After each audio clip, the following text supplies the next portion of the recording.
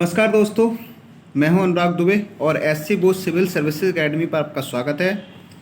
आज हमारा जो चर्चा का विषय है वह है स्वामीनाथन आयोग।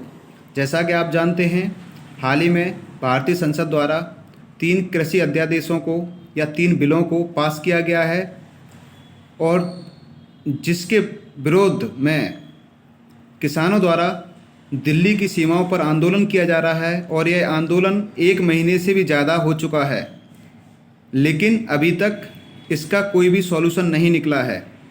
तो इसमें किसान मांग कर रहे हैं कि स्वामीनाथन आयोग की सिफारिशों को लागू किया जाए। तो आज चर्चा करेंगे आखिर स्वामीनाथन आयोग क्या था और इसकी सिफारिशें क्या थीं और इसकी सिफारिशें लागू होने से किसानों की आर्थिक स्थिति पर क्या प्रभाव पड़ेगा।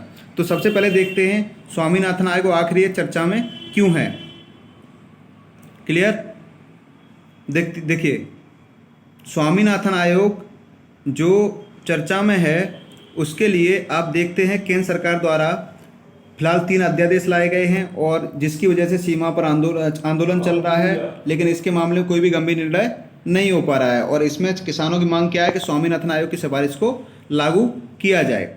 तो आखिर देखते स्वामीनाथन आयोग है क्या। देखिएगा, 2004 में केंद्र सरकार द्वारा MS स्वामीनाथन आयोग की अध्यक्षता में एक राष्ट्रीय किसान आयोग का गठन किया गया था और इसको बोलचाल की भाषा में स्वामीनाथन आयोग ही कहा जाता है। और इस आयोग द्वारा जो 2004, 5 और 6 में रिपोर्ट पेश की गई थी, टोटल 5 रिपोर्ट पेश की गई हैं और इसमें जो रिपोर्ट है, टोटल 5 रिपोर्ट्स में से लगभग अंतिम रिपोर्ट है वो आपको 2006 में उन्होंने पेश कर दी थी। क्लियर?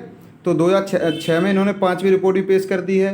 तो आप देखते हैं कि आखिर इस रिपोर्ट में है क्या क्या।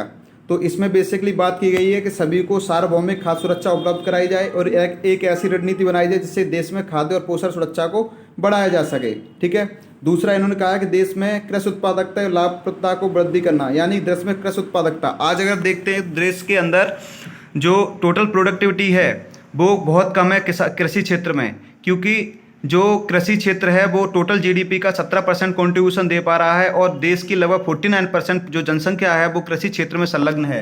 तो इससे हमें साफ निर्धारित होता है कि 17% GDP में कॉन्ट्रीब्यूशन देने के बाद 49% जनसंख्या अगर उसको डिवाइड कर दिया जाता है तो टोटल प्रोडक्टिविटी लगभग 20,000 के समथिंग बैठती है।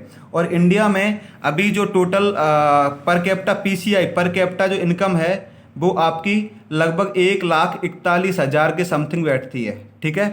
तो 1,41,000 के समथिंग पर कैपिटा इनकम है, लेकिन किसानों की पर कैपिटा इनकम कितनी है? लगभग 20,000।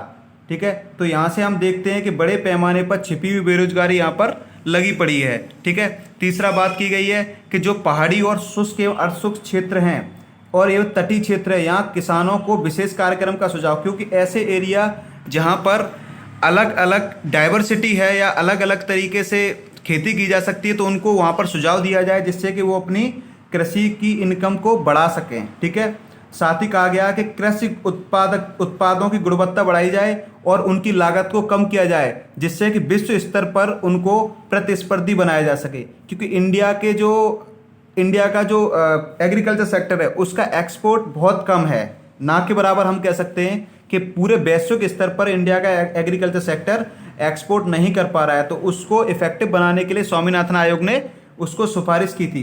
किसानों को उनकी फसल का उचित मूल्य दिलाने की बात की गई थी। इसमें MSP भी शामिल है कि भाई किसानों को जो लागत आ रही है उसका मिनिमम सपोर्ट प्राइस है वो लगभग 1.5 गुना किया जाए, इस पर भी उन्होंने बात की थी। ये बेसिकली फंक्शंस हैं जिनके ऊपर स्वामीनाथन आयोग ने इन मुद्दों पर विचार करने के लिए कहा गया था। ठीक है। अब देखते हैं स्वामीनाथन आयोग की सिफारिशें। तो बेसिकली सिफारिशें भूमि सुधार पर भी हैं। ठीक है।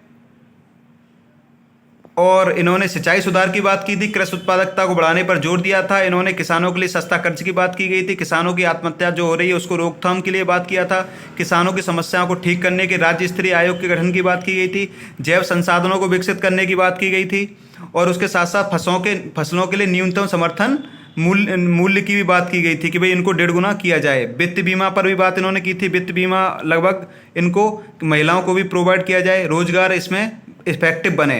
तो ये सब स्वामीनाथन आयोग द्वारा कहा गया था। इनकी आयोग की प्रमुख सिफारिशें इन क्षेत्रों में सुधार करने को लेकर थी। ठीक है। तो सबसे पहले देखते हैं कि भूमि सुधार। तो भूमि सुधार में हम देखेंगे कि देश में जो, क्योंकि देश में एक लंबे समय तक राजशाही रही है, तो उसकी वजह से जो जो ज़मीन है, मेनली लैंड है, वो बेसिकली कुछ हाथों में सेंट्रलाइज होकर रह गई है। उसके बाद भी भूमि सुधार काफ़ी सरकार द्वारा किए गए, लेकिन अभी भी जो लैंड का प्रमुख भाग है वो कुछ ही लोगों के पास है। तो इसमें हम कह सकते हैं कि देश में 50% जो पॉपुलेशन है उनके पास केवल 3% हिस्सा ही है भूमि का, जो हिस्सा था जब देश आज़ाद हुआ। तो उसके बाद हम देखते हैं कि आज प्रेजेंट की जो सिचुएशन है उसमें 86% जो है ना फार्मर्स, वो 86% फार्मर या तो स्मॉल हैं या मार्जिनल हैं। यानी कि स्मॉल या मार्जिनल फार्मर क्या होते हैं? स्मॉल जो फार्मर होते हैं उनके पास 1 हेक्टेयर से भी कम जमीन होती है, 1 हेक्टेयर से भी कम जमीन होती है, ठीक है। जो स्मॉल फार्मर होते हैं 1 हेक्टेयर से, मार्जिनल फार्मर सॉरी, उनके पास 1 हेक्टेयर से कम जमीन है। और जो स्मॉल फार्मर्स हैं उनके पास 1 से 2 हेक्टेयर के बीच में ज़मीन होती है, ठीक है।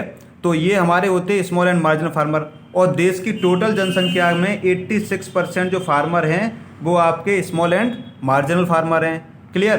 तो ऐसे केस में जब देश की 86% मार्जिनल और जो छोटे किसान या सीमांत किसान हैं, तो वो उनकी प्रोडक्टिविटी को बढ़ावा दिया जाए जिससे कि उनकी आर्थिक स्थिति में बदलाव आए, ठीक है। सेकंड इसमें कह रहा है कि 54% जो है ना वो 10% अमीरों के पास हैं, ठीक है। तो स्वामीनाथन आयोग की जो सिफारिशें थी उसमें भूमि सुधारों पर भी जोर दिया जाए। साथ ही साथ इन्होंने कहा था कि जो बेकार ज़मीनें हैं वो भूमिहीनों को बांटने के लिए भी इन्होंने सिफारिश की है। और ठीक है, साथ ही साथ आदिवासी क्षेत्र में पशु चराने की बात की गई, क्योंकि जो पशुपालन है इसके बारे में इन्होंने सिफारिश की है। जो पशुपालन है वो पशुपालन कृषि से संलग्न है। तो अगर हम कृषि से संलग्न पशुपालन की अगर इनकम को बढ़ा दें, यानी कि अगर उनके पास ऐसी सुविधाएं प्रोवाइड करा दें जिससे कि उनके दूध को या उनके जो भी प्रोडक्टिविटी निकल के आती प्रोडक्ट होता है, उनके प्रोडक्ट को आसानी से मार्केट तक पहुंच हो जाए, तो किसानों की इनकम ऑटोमेटिकली बढ़ जाएगी। तो लेकिन उनके पास क्या है कि पशु रख सकते हैं लेकिन उनके पास चराने के लिए कोई जगह नहीं है। तो इसके लिए उन्होंने कहा था कि जो भी आदिवासी क्षेत्र हैं उनमें पशुओं को चराने का हक उनको दिया जाए। सेकेंडली इन्होंने बात की थी सिंचाई सुधार पर, ठीक है। तो लगभग आज टोटल जो 60% भाग है इसको लगभग 192 मिलियन हेक्टेयर बोलते हैं। तो इसका लगभग आज भी किस पर? वर्षा पर निर्भर है। कितना? लगभग 60% भाग आज भी वर्षा पर निर्भर है, ठीक है। तो पूरे भारत में लगभग 30% पार्ट ऐसा है, 35% जो 30%, 35% या 40% तक जो आज नहरों से, नलकूपों से या अन्य सिंचाई के माध्यम से उनको प्रॉपर सिंचाई हो पाती है। बाकी का जो 60% भाग है वो आज भी वर्षा के ऊपर निर्भर है। तो ऐसे केस में हम देखते हैं कि जो 60% एरिया है वहाँ पर जो वर्षा पर निर्भर जो भी फसलें होती वही फसलें ही वो लोग अपने खेत में बो सकते हैं, उनमें कोई इम्प्लीमेंटेशन नहीं कर सकते उनके, यानी कि जो परंपरागत जो फसलें हैं उसी को वो लोग लगाने पर मजबूर हैं, जिसकी वजह से कोई उनको इनकम है वो परंपरागत इनकम चली आ रही है, लेकिन उसमें कोई भी उनके आर्थिक स्तर में कोई भी सुधार नहीं हुआ है, ठीक है। आयोग ने साथ ही सलाह दी है कि किसानों के पास जो पानी की उपलब्धता है वो लगभग सभी किसानों के पास होनी चाहिए, ठीक है। इसके साथ ही पानी की आपूर्ति और जो रिस्टोरेशन है वर्षा के जल का उसको भी बढ़ाने पर जोर दिया था, ठीक है। पानी के स्तर को सुधारने पर भी उन्होंने बात की थी, कुआं शोध कार्यक्रम पर भी इन्होंने बात की थी, ठीक है। साथ ही इन्होंने मिलियन वेल्स रिचार्ज स्कीम पर भी इन्होंने पूरी सिफारिश की थी कि भाई इस पर भी फोकस किया जाने की जरूरत है, ठीक है। तीसरा है हमारा कृषि उत्पादकता पर जोर। तो कृषि उत्पादकता पर इन्होंने जोर दिया क्योंकि आज इंडिया की स्थिति ये है कि टोटल जो एग्रीकल्चर प्रोडक्टिविटी है या प्रोडक्ट है वो लगभग अन्य देशों की तुलना में बहुत कम है। तो आज इंडिया में लगभग 30 कुंटल पर हेक्टेयर एवरेज जो है धान पैदा होता है, वहीं पर जापान में 64 कुंटल होता है, दक्षिण अफ्रीका में 66 कुंटल होता है, आपका चीन में 63 कुंटल होता है। वहीं मक्के की बात कर लें तो इंडिया में 16.6 कुंटल होता है और चीन में 48.8 कुंटल होता है, अफ्रीका में 84 कुंटल होता है। तो हम इसमें देखते हैं कि इंडिया में बांग्लादेश की अगर बात करें, बांग्लादेश एंड श्रीलंका जो इंडिया के यानी कि ब्रिक्स जो इंडिया के पड़ोसी हैं, साउथ एशिया में पड़ते हैं, उनकी प्रोडक्टिविटी भी इंडिया की प्रोडक्टिविटी से ज़्यादा है। तो ये भी एक बड़ा चर्चा का विषय है कि भाई अगर इनकी प्रोडक्टिविटी नहीं निकलेगी या इनका जो प्रोडक्शन नहीं होगा तो क्या होगा, ये लोग ऑब्वियस सी बात है कि भाई गरीबी स्तर में रहेंगे। दूसरा, आयोग द्वारा सिफारिश की गई थी कि लगभग 15% आपकी जो प्रोडक्ट है एग्रीकल्चर का, वो लगभग खेतों में ही सड़ जाता है। और लगभग जो सब्जियां हैं वो सब्जियां क्या है, खेतों में सड़ जाती हैं। क्यों? क्योंकि उनकी इंफ्रास्ट्रक्चरली क्या है, पहुंच नहीं है। जब इंफ्रास्ट्रक्चरली इनकी पहुंच नहीं है तो क्या होगा कि भाई उनकी जो सब्जियां हैं वो टोटली खेतों में सड़ जाएंगी। तो इसीलिए उन्होंने कहा कि भाई आप एग्रीकल्चर और सड़कों पर फोकस किया जाए, सड़कों की कनेक्टिविटी बढ़ाया जाए, जिससे कि मंडियों को जोड़ा जा सके। 17-18 के बजट में लगभग 22,000 रूरल हार्ट्स एस्टेब्लिश होने की बात की गई थी कि रूरल हार्ट्स एस्टेब्लिश होंगे जो किसानों से उनकी ज़मीन उनकी फसल खरीदेंगे और बाद में वो मंडी तक, बड़ी मंडी तक पहुंचाएंगे। तो ये भी उनकी बात की गई थी, लेकिन अभी पर उस पर कोई भी कार्य देखने को नहीं मिलता है। ठीक है, अगला है किसानों के लिए सस्ता कर्ज, क्योंकि किसानों को सस्ता कर्ज प्रोवाइड कराने की बात की गई है। तो किसानों को ज़रूरत के हिसाब से सस्ता कर्ज दिया जाए। साथ ही साथ, हालांकि अभी भी एक केसीसी नाम से एक स्कीम चलती है, लेकिन वो हमारा फंडामेंटल राइट नहीं है और ना ही लीगल राइट है। वो सिर्फ बैंक को अधिकार है कि वो अपने बेस पर किसानों को ऋण उपलब्ध कराए। तो बैंक अपनी जो क्रेडिटबिलिटी है वो सिक्योर करके ही ऋण प्रोवाइड कराती है, जिससे कि बहुत सारे किसानों को नहीं मिल पाता, क्योंकि कृषि क्षेत्र में अशिक्षा भी है। तो अब वो उनको मतलब बेवकूफ़ बनाया जाता है, उनको अच्छी तरीके से या आसानी से ऋण नहीं मिल पाता। तो आसानी से ऋण के लिए बात की गई थी। फसल के लिए इन्होंने 4% की दर निर्धारित की थी कि 4% पर आसानी से ऋण दिया जाए, जो आज 7% है, 4% नहीं लेके आ पाए।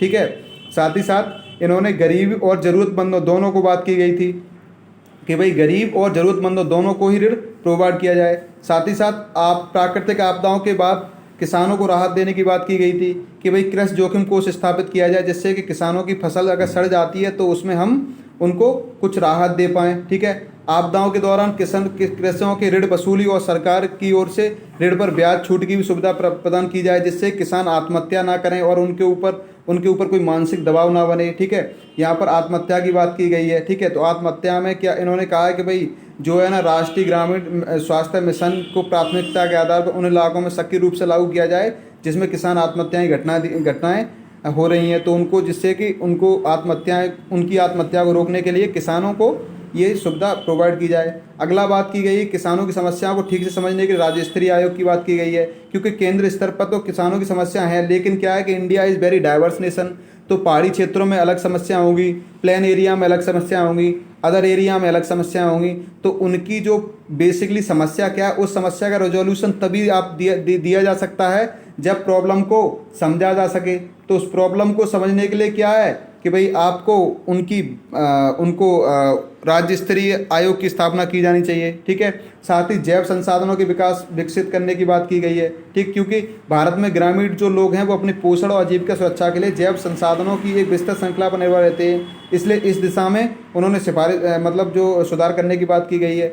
इसमें सबसे पहला है कि जैव विविधता तक पहुँच एवं पारंपरिक अधिकारों को संरक्षित किया जाना चाहिए, जिससे गैर काष्ठीय जो वन उत्पादक तक पहुँच के साथ साथ जो औषधीय पौधे एवं तेल पैदा करने वाले पौधों को लाभकारी सूक्ष्म जीव में शामिल किया जाए। ठीक है, अगली बात की गई है कि ब्रीडिंग के माध्यम से उन्नत जानवर पैदा हों। ठीक है, मछली पालन, मधुमक्खी पालन जैसे कृषि संबंधित क्रियाओं को बढ़ावा दिया जाए, जिससे किसान की इनकम में एक्स्ट्रा जो एडिशन है वो किया जा सके। ठीक है, अगली बात की गई है फसलों के लिए न्यूनतम समर्थन मूल्य आयोग।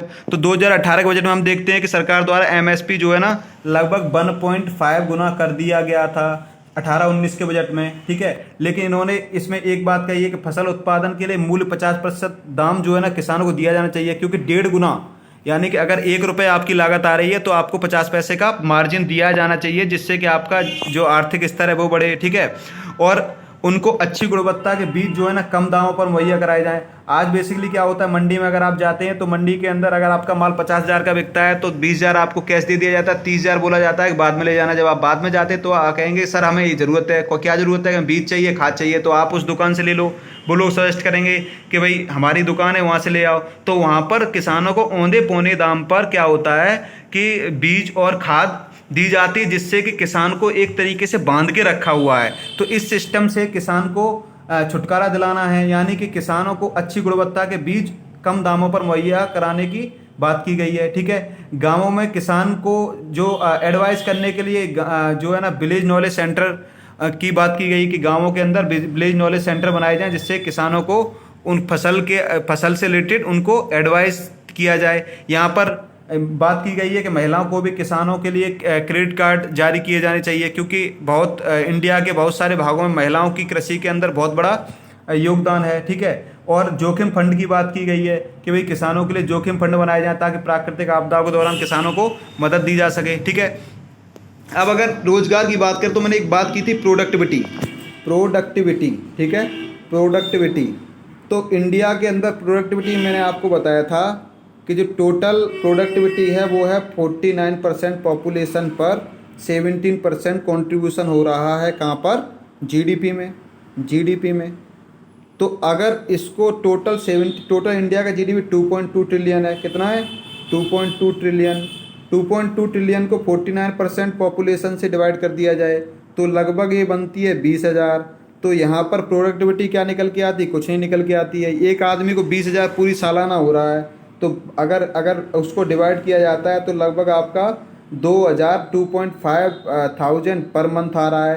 तो यहाँ से स्पष्ट दिखाई दे रहा है कि बड़े यानी कि कम प्रोडक्टिविटी के लिए बड़ी जनसंख्या यहाँ पर इसमें लगी हुई है, जिसको कि हम सीधी छिपी हुई बेरोजगारी या डिस्गाइज अनएम्प्लॉयमेंट भी इसको कह सकते हैं। ठीक है, तो इसमें कहा गया है कि 1961 में कुल कार्यबल में 75.9% जो क्षेत्र था वो कृषि क्षेत्र में संलग्न था। 1999 में संख्या घटकर 59.9 हो गई है, और अभी भी कृषि क्षेत्रों में सबसे जो कृषि ग्रामीण क्षेत्र है उसमें कृषि जो है सबसे महत्वपूर्ण साधन है। तो अगर पूंजीवादी इकोनॉमी के पर्पज से देखा जाए तो ये जो है ना अनप्रोडक्टिविटी और डिस्गाइज अनएम्प्लॉयमेंट भी है। तो इसमें इन्होंने कहा है कि इसके लिए सबसे जो अच्छा ऑप्शन ये है कि जो उत्पादक रोजगार के अवसरों में वृद्धि की जाए। ठीक है, साथ ही उत्पादों की गुणवत्ता को सुधारने के जैसे कि वास्तविक उत्पादकता सुधार के साथ साथ मजदूरी वृद्धि के लिए भी उपाय किए जा सकते हैं। ठीक है, तो इन्होंने इसमें कहा कि भाई अर्थव्यवस्था का तीव्र विकास किया जाए। ठीक है, श्रम गहन क्षेत्रों पर अपेक्षाकृत अधिक जोर देना, इन क्षेत्रों पर तीव्र विकास पर जोर देना। ठीक है, और साथ ही कहा गया है कि भाई नीचे श्रम मानकों को कम किए बिना श्रम बाजारों के कामकाज में सुधार के श्रम कानूनों को आवश्यक सुधार किया जाए। श्रम मानकों को कम किए बिना, श्रम मानक जो है ना कम ना किए जाएं, लेकिन बाजारों के कामकाज में सुधार किया जाए। श्रम कानूनों में आवश्यक सुधारों को इम्प्लीमेंट इंडिया में किया जाए, क्योंकि इंडिया में जो लेबर लॉ बहुत ही वीक है, आप कह सकते हैं। ठीक है, अगला कहा गया है कि व्यापार, रेस्तरां, परिवहन, निर्माण, मरम्मत, अन्य सेवाओं जैसे विशेष क्षेत्रों में उप क्षेत्रों को विकसित करने और गैर कृषि रोजगार के अवसरों को प्रोत्साहन किया जाना चाहिए। क्योंकि इंडिया में मैंने आपको बताया इंडिया में 49% पॉपुलेशन है। तो अब अगर 49% पॉपुलेशन अभी लगी पड़ी है तो इसको बाहर निकालना है यहाँ से। तो इसके लिए ज़रूरी है कि भाई आपको व्यापार, रेस्तरां, अदर चीज़ों के अंदर भी जो है ना जो पब्लिक को निवेश किया जाए, जिससे कि वहाँ पर वो कुछ ढंग का पैदा कर सकें, जिससे कि उनकी पीसीआई पर कैपिटा इनकम जो है ना वो वृद्धि हो सके, यानी कि प्रति व्यक्ति आय। जब प्रति व्यक्ति आय बढ़ेगी तो उनको क्या होगा भाई, उनका जीवन स्तर ऑटोमेटिकली बिगड़ जाएगा और एचडीआई में नंबर बना जाएगा। अगर ह्यूमन डेवलपमेंट इंडेक्स की बात करते हैं तो इंडिया जो है ना लगभग 129-30 स्टेज पे चला जाता है। उसके पीछे भी रीज़न यही है कि 50% जनसंख्या का जीवन स्तर जो पर कैपिटा इनकम है वो कितनी है? 20,000 है। ठीक है, तो यानी कि इसको डायरेक्टली कह सकते हैं कि इनइक्वलिटी बड़े पैमाने पर इनइक्वलिटी। ठीक है, इनइक्वलिटी बहुत है। ठीक है, तो इनइक्वलिटी बड़े पैमाने पर है तो क्या होगा, तो देश के अंदर जो एक बड़ी जनसंख्या है वो आज भी लो पर कैपिटा इनकम से जूझ रही है। तो देश के अंदर संभव ही नहीं है कि भाई उसको एक ह्यूमन डेवलपमेंट इंडेक्स मिल जाए। ठीक है, इनइक्वलिटी IHDI इंडिया जो निकालते हैं तो लगभग पाते हैं कि जो है ना लगभग जो लोअर 20% पॉपुलेशन है उसका जो HDI है वो नेगेटिव भी चला जाता है।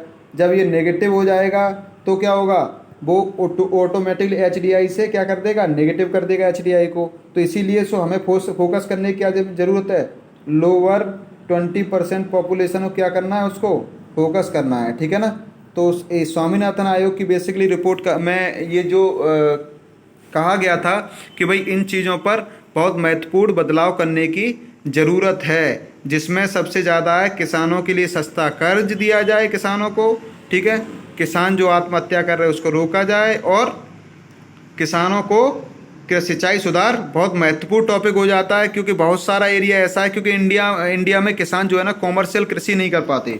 कॉमर्शियल कृषि जो होती है उसमें उसके लिए किसानों को सिंचाई वगैरह सब कुछ होना चाहिए, तो इसके लिए उनको वो इंफ्रास्ट्रक्चर प्रोवाइड किया जाए, ठीक है ना, इंफ्रास्ट्रक्चर प्रोवाइड किया जाए।